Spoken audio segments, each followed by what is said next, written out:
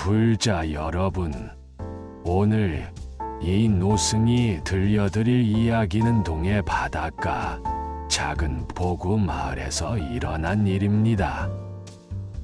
이 이야기 속에는 부처님께서 가르쳐 주신 무상과 연기, 그리고 자비의 참뜻이 고스란히 담겨 있습니다.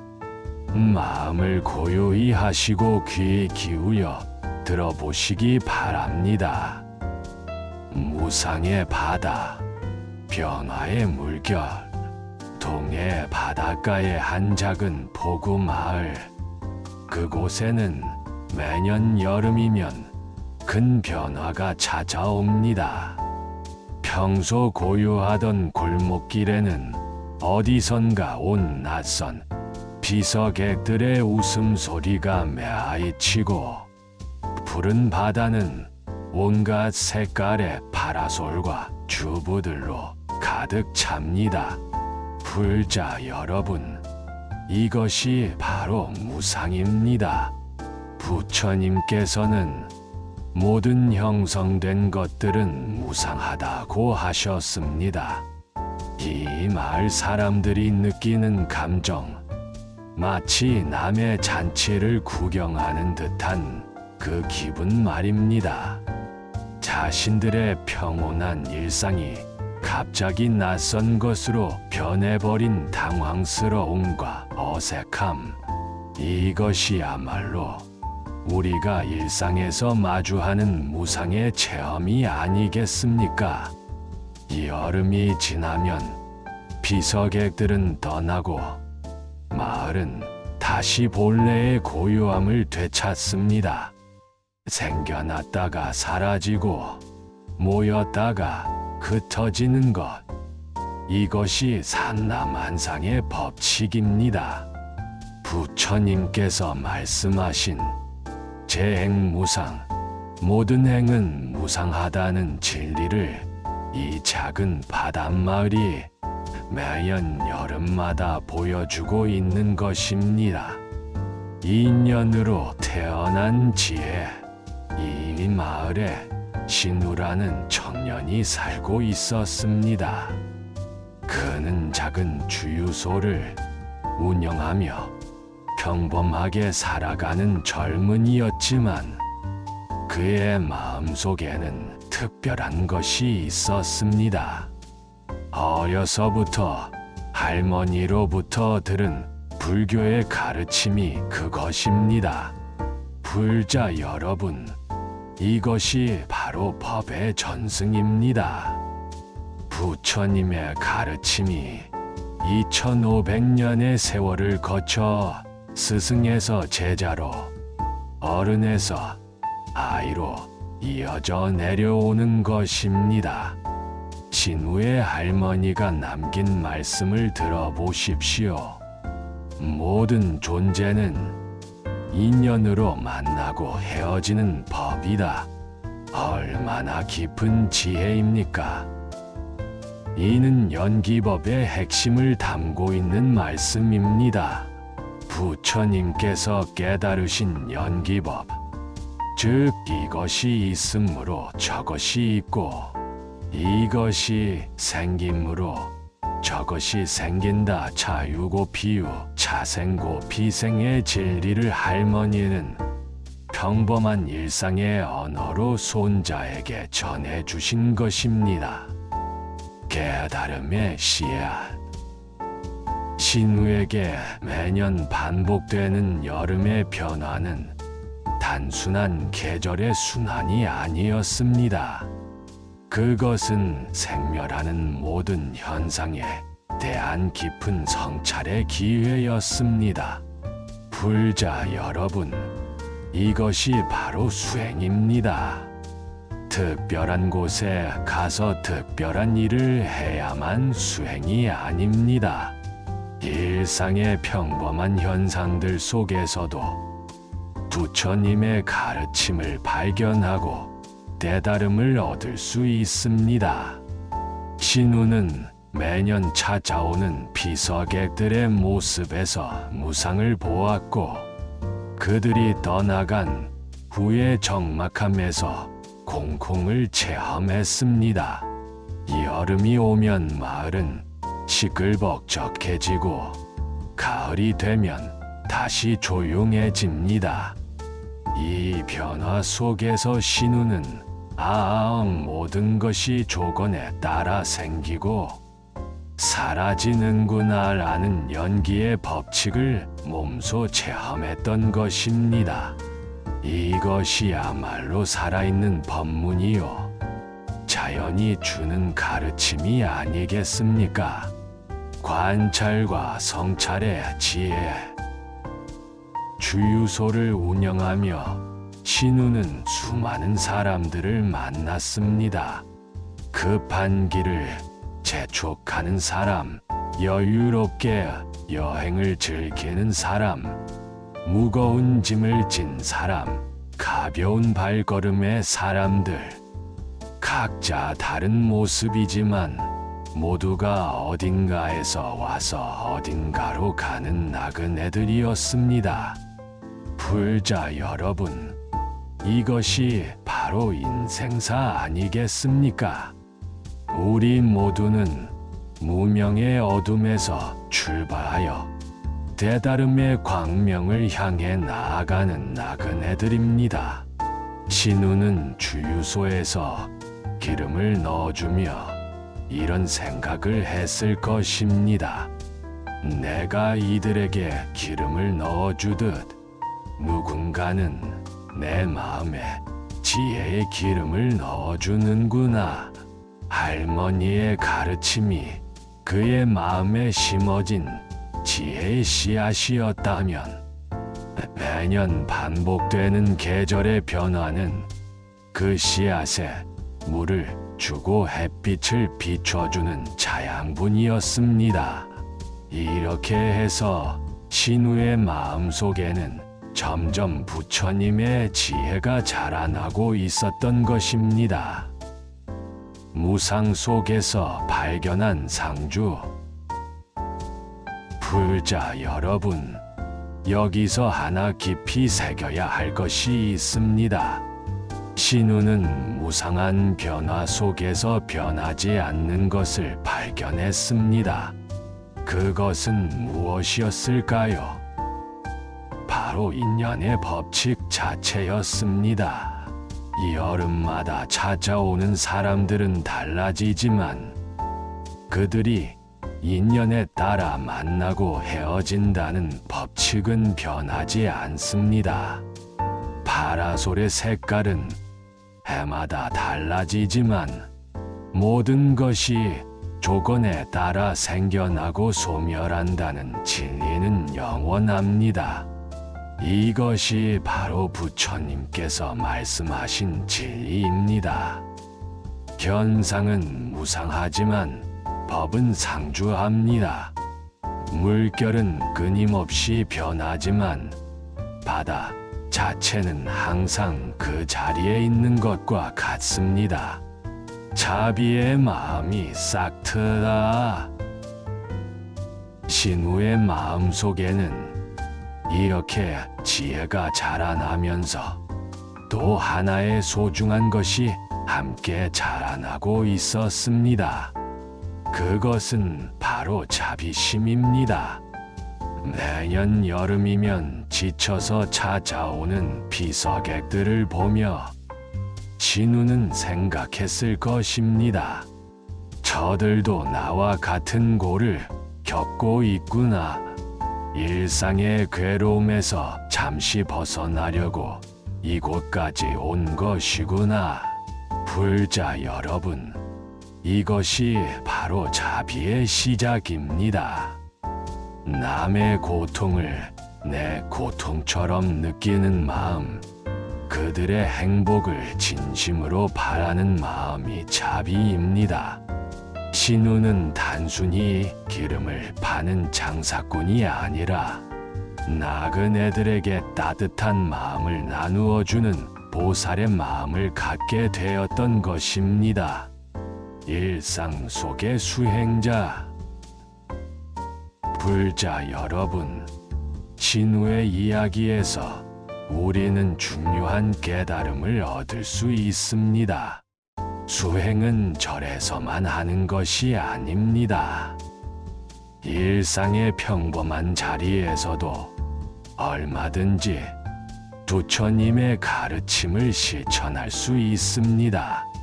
주유소라는 평범한 공간이 신우에게는 법당이었고, 매일 만나는 손님들은 그에게 법문을 들려주는 스승들이었습니다. 계절의 변화는 그에게 무상을 가르쳐주는 교재였고, 할머니의 말씀은 그의 마음속에 심어진 불성을 깨워주는 목탁 소리였습니다. 이렇게 보면 우리 주변의 모든 것이 다 부처님의 가르침이 아니겠습니까? 진우처럼 깨어있는 마음으로 바라보면 세상 모든 것이 우리에게 법을 설해주는 스승이 됩니다. 지혜와 자비의 씨앗. 불자 여러분, 이 노승이 들려드린 신우의 이야기는 여기서 끝이 아닙니다. 이것은 시작일 뿐입니다. 그의 마음속에 자라난 지혜와 자비의 씨앗이 어떤 꽃을 피우고 어떤 열매를 맺을지, 그것은 앞으로의 이야기에서 보게 될 것입니다. 지금 이 순간 여러분의 마음속에도 부처님의 씨앗이 심어져 있습니다. 그것을 잘 가꾸어 나가시기 바랍니다. 신우처럼 일상의 평범한 순간들 속에서도 부처님의 가르침을 발견하고 모든 만남을 소중한 인연으로 받아들이시기 바랍니다. 무상한 세상이지만 그 속에 담긴 진리는 영원합니다. 변화하는 현상들 속에서 변하지 않는 법을 발견하시고 모든 존재들과 더불어 깨달음의 길을 걸어가시기를 이 노승은 간절히 원합니다. 나무 아미타불, 나무 아미타불. 부처님의 자비와 지혜가 여러분과 항상 함께 하시길 서원합니다.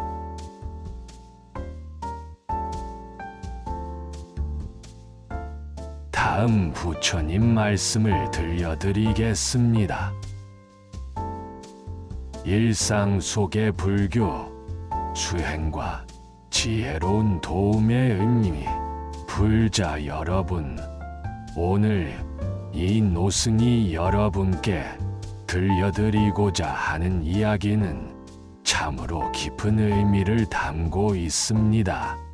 바닷마을의 한 청년 신우를 통해 우리가 배울 수 있는 것은 부처님의 가르침이 얼마나 우리 일상과 가까이 있는지, 그리고 진정한 자비와 지혜로운 도움이 무엇인지 하는 것입니다.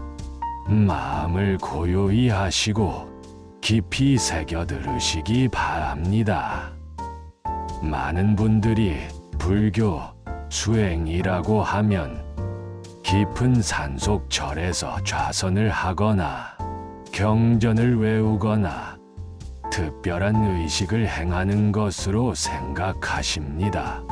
물론 그런 것들도 소중한 수행의 방법이지만 부처님께서 진정으로 가르치신 수행의 참뜻은 그보다 훨씬 넓고 깊습니다.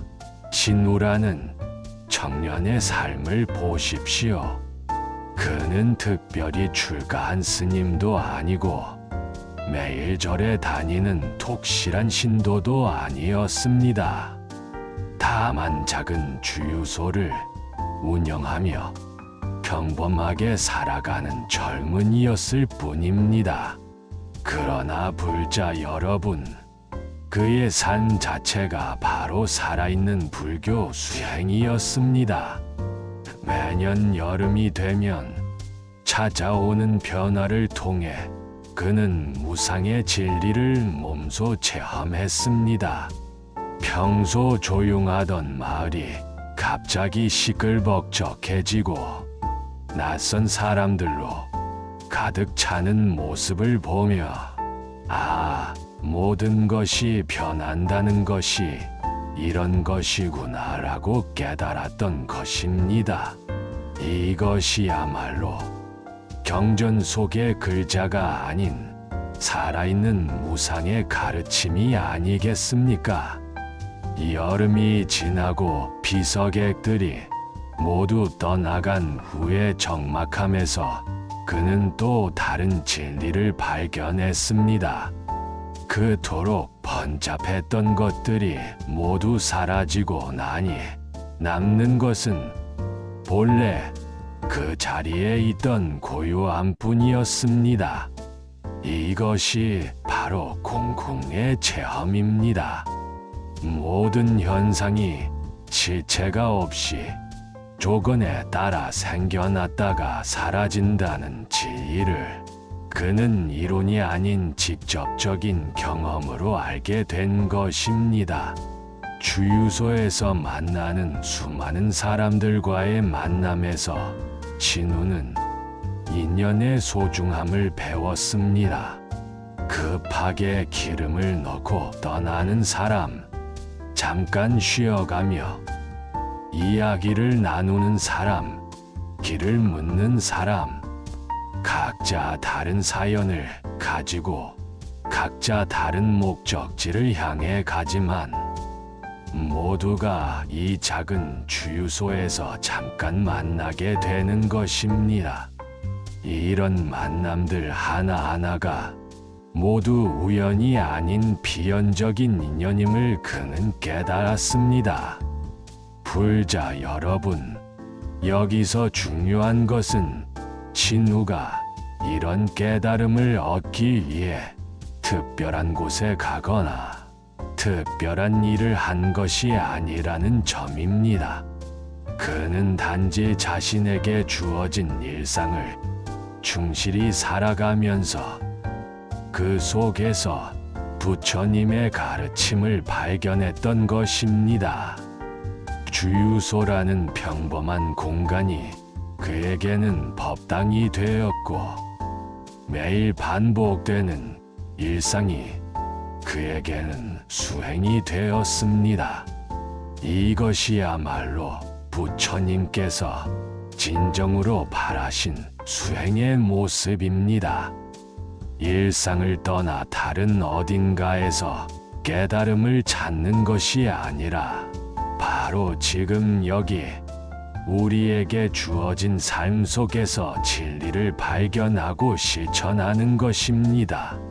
밥을 먹을 때는 밥을 먹는 것에 온전히 집중하고 일을 할 때는 그 일에 마음을 다하며 사람을 만날 때는 그 만남을 소중한 인연으로 받아들이는 것, 이것이 바로 생활 속의 선이요 일상 속의 수행입니다. 그런데 신우의 진정한 수행은 그 어느 무더운 여름밤에 절정을 이루었습니다. 바다에서 절망에 빠진 한 여인을 만났을 때 그가 보여준 행동에는 깊은 지혜와 자비가 담겨 있었습니다. 이 노승이 특히 감동받은 것은 그가 여인을 대하는 방식이었습니다. 보통 우리는 누군가가 위기에 처해 있을 때 성급하게 달려가서 붙잡거나 큰 소리로 만류하거나 긴 설교를 늘어놓으려 합니다. 그것이 도움이 되는 것이라고 생각하기 때문입니다. 하지만 신우는 그렇게 하지 않았습니다. 그는 여인과 적당한 거리를 유지하면서 함께 바다에 발을 담그고 함께 숨을 고르며 자연스럽게 얕은 물 쪽으로 방향을 돌렸을 뿐입니다. 불자 여러분, 이것이야말로 진정한 자비입니다. 자비는 단순한 동정이나 연민이 아닙니다. 상대방의 고통을 내 고통처럼 느끼되 그 고통에 휩쓸리지 않는 지혜로운 사랑입니다. 신우는 여인의 절망을 공감했지만 그 절망에 자신이 빠져들지는 않았습니다. 대신 고요한 마음으로 가장 필요한 순간에 가장 적절한 도움을 주었던 것입니다. 여기서 우리가 배워야 할 것은 방편의 지혜입니다. 방편이란 상대방의 근기와 상황에 맞춰 가장 적절한 방법으로 가르침을 주는 것을 말합니다. 신우는 여인에게 살아야 한다고 큰소리치거나 죽으면 안 된다고 설교하지 않았습니다. 오히려 사람의 괴로움은 겉으로 날 수 없다며 그녀의 고통을 인정해 주었고, 밤이 가장 깊을 때 새벽이 가까운 법이라며 희망의 메시지를 은근히 전했습니다. 이런 신우의 태도에서 우리는 무아의 실천을 봅니다. 그는 자신을 구원자로 여기지 않았습니다. 여인을 구해야 한다는 영웅심이나 사명감에 사로잡히지도 않았습니다. 단지 그 순간 그 자리에서 필요한 존재가 되어 주었을 뿐입니다. 이것이야말로 진정한 무아의 실천이 아니겠습니까? 또한 신우의 행동에서 우리는 무집착의 지혜를 봅니다. 그는 여인을 돕고 싶어 했지만 그 결과에 집착하지 않았습니다. 만약 여인이 그의 도움을 거부하고 더 깊은 바다로 들어갔다 하더라도 그는 그것을 받아들였을 것입니다. 왜냐하면 진정한 구원은 각자가 스스로 깨달아야 하는 것이기 때문입니다. 불자 여러분, 이것이 바로 보살의 마음입니다. 보살은 모든 중생을 구하고자 하지만 그 구함에 집착하지 않습니다. 중생들이 스스로 깨달을 수 있도록 조건을 만들어줄 뿐 억지로 끌고 가려 하지는 않습니다. 신우가 여인과 함께 바다에서 숨을 고른 것, 그것은 마치 선사가 제자와 함께 좌선하는 것과 같았습니다. 말로 가르치는 것이 아니라 존재 자체로 가르침을 주는 것입니다. 다음 날 여인이 찾아와서 일한다는 뜻을 알았다고 말했을 때 신우는 자신의 방편이 옳았음을 알았을 것입니다. 여인이 깨달은 것은 단순히 살아야 한다는 것이 아니라 살아가는 의미, 즉 자신에게 주어진 인연 속에서 최선을 다하는 것이 얼마나 소중한지 하는 것이었습니다. 불교에서 말하는 정업이 바로 이것입니다. 자신에게 주어진 일을 통해 다른 이들에게 도움이 되고 세상을 조금이라도 더 나은 곳으로 만드는 것입니다. 여인은 그 밤 바다에서 자신의 존재가 홀로 있는 것이 아니라 수많은 인연의 그물 속에서 의미를 갖는다는 것을 깨달았던 것입니다. 이렇게 해서 바닷마을에 그 작은 인연은 큰 결실을 맺었습니다. 신우는 진정한 도움이 무엇인지 보여주었고, 여인은 삶의 의미를 새롭게 발견했습니다. 두 사람의 만남은 우연이 아니라 필연적인 인연이었고, 그 인연 속에서 부처님의 자비와 지혜가 꽃피었던 것입니다. 불자 여러분, 우리는 이 이야기에서 무엇을 배워야 할까요? 첫째는 일상 속에서도 얼마든지 부처님의 가르침을 실천할 수 있다는 것입니다. 특별한 곳에 가거나 특별한 일을 할 필요가 없습니다.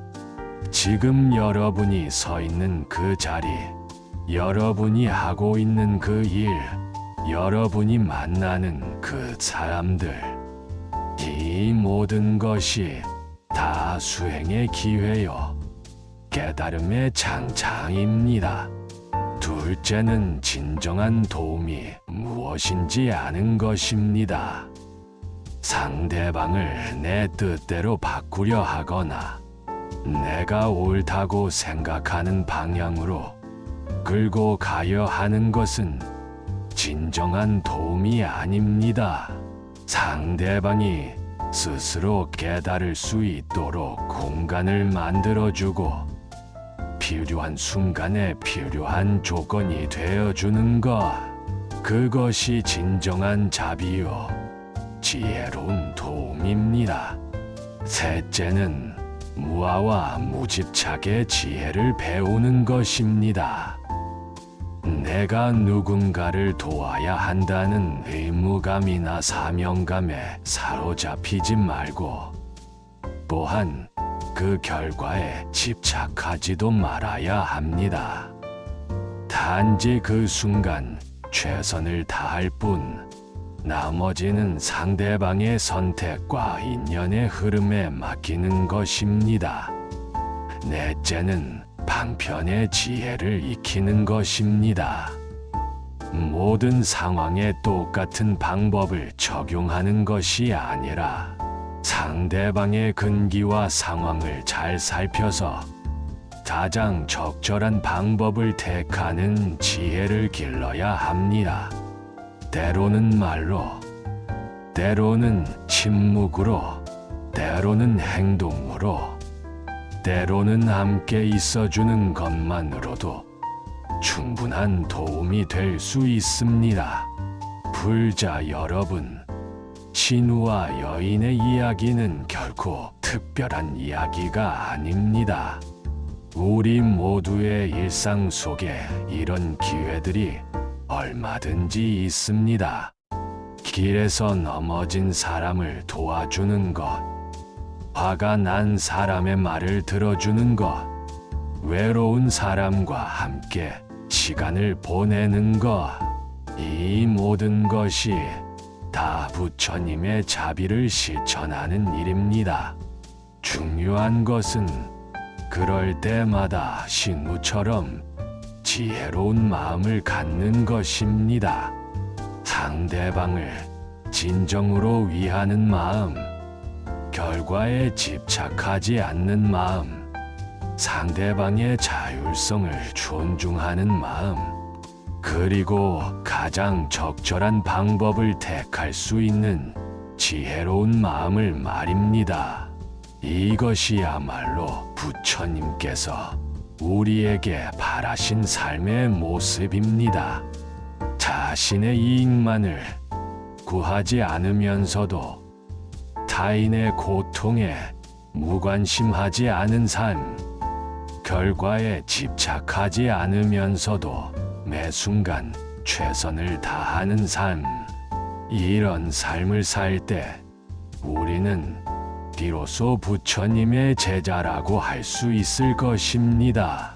바닷마을의 그 여름밤에 피어난 지혜와 자비의 꽃이 오늘도 우리 모두에게 삶의 참된 의미가 무엇인지 일깨워주고 있습니다. 여러분도 신우처럼 일상 속에서 부처님의 가르침을 실천하는 보살이 되시기를 이 노승은 간절히 원합니다. 나무 아미타불, 나무 아미타불. 부처님의 자비와 지혜가 여러분과 함께 하시기를 서원합니다.